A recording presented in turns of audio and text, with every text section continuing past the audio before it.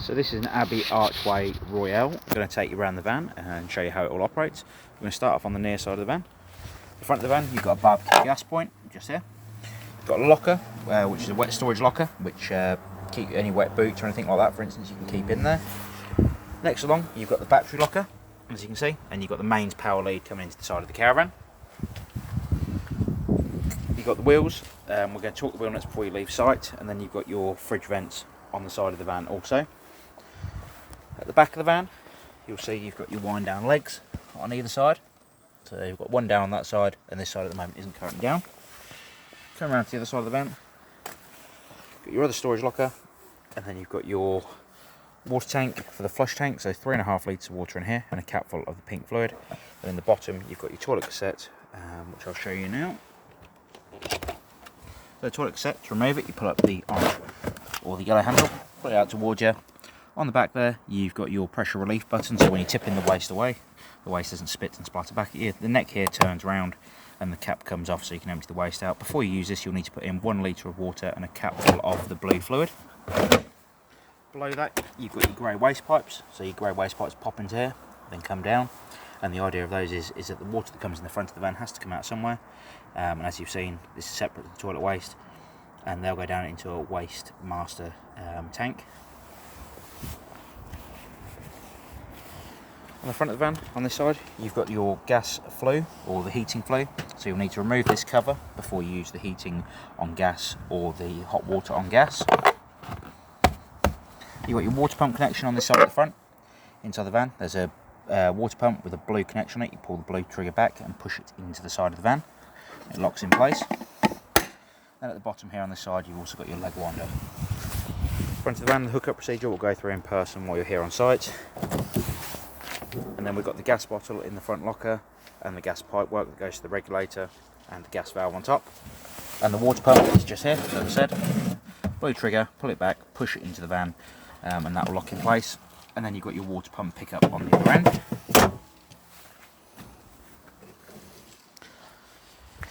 Going inside the van.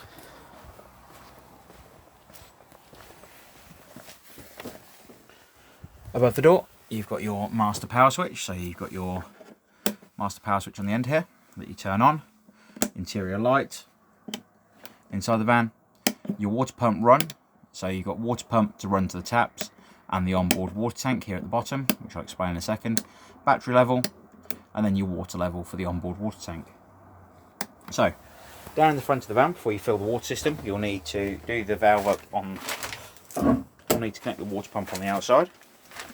Underneath the seat in the front of the van here, you'll find the yellow valve just down here, which is the drain down valve. So you'll need to make sure that valve is in the position it's in now, parallel with the floor, to fill the water system.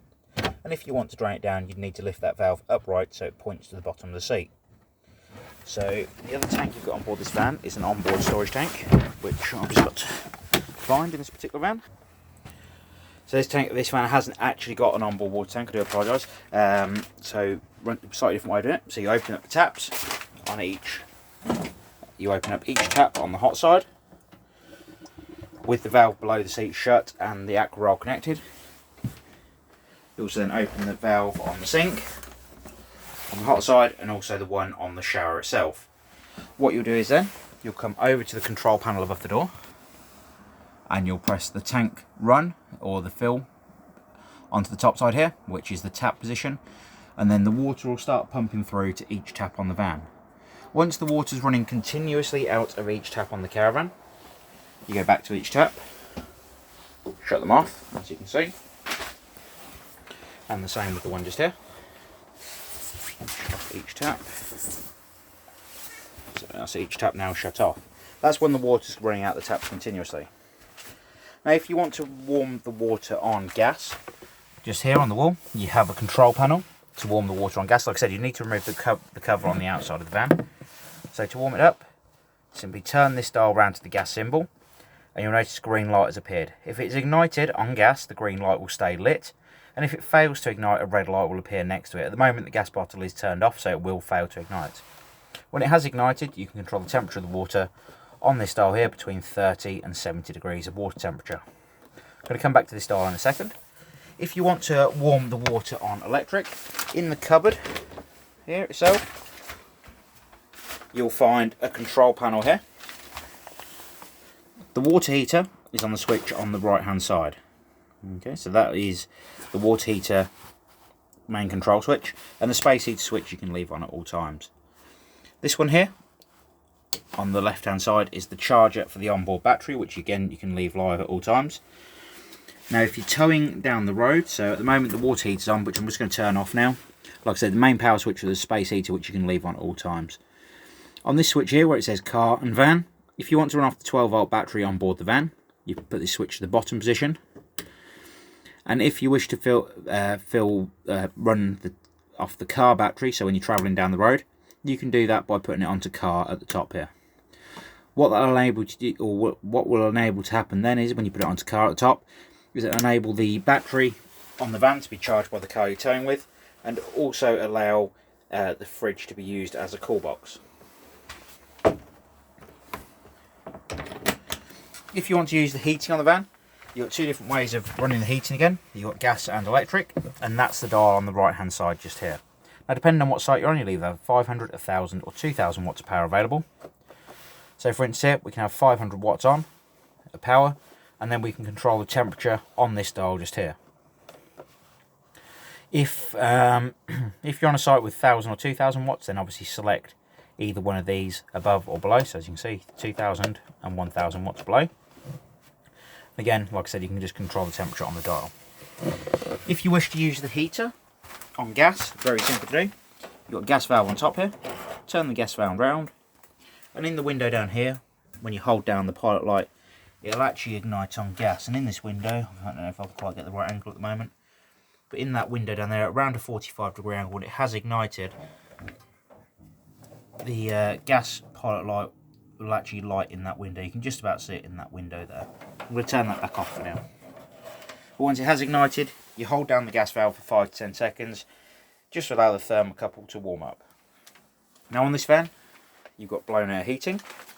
So to control the blown air heating, you've got the dot in the centre here, which will let me know the heat's just going to come out the front of the heater. If you wish it to be on continuous blown air, you flick the dial over, switch over to this wave symbol just here.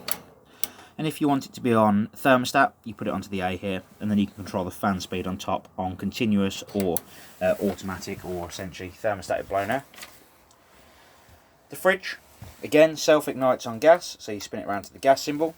When it ignites, you get a pilot light just there, and it will go green when it has ignited. At the moment, again, it is going to fail to ignite.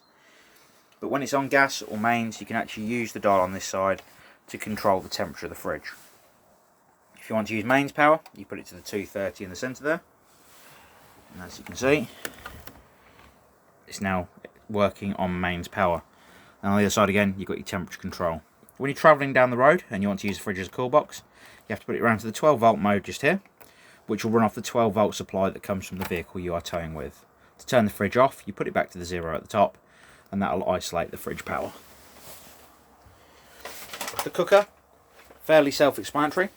One thing to remember is it is a tempered glass top on it, so you do need to leave the gas lid, the hob lid open until all the rings have cooled down on top. The electric ring will take quite a bit longer to cool down, and that will only work when you've got 240 mains. The rest of the oven will work on gas as you'd expect, so you've got your gas grill, oven and hob. In the bathroom, the last thing we're going to go through on this particular caravan, you've got the toilet flush.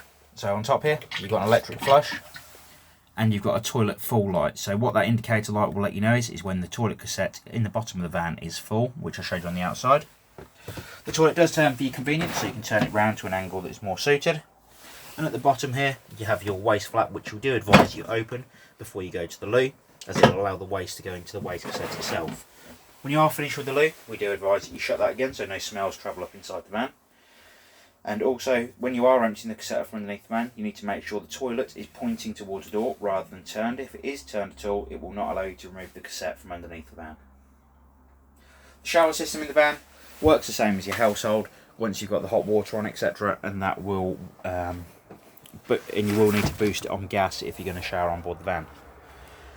So that's the Abbey Archway Royale. If you have any further questions on this caravan, please do give us a call here at the Caravan Company, and we'll be more than happy to help. Thank you very much. Bye bye.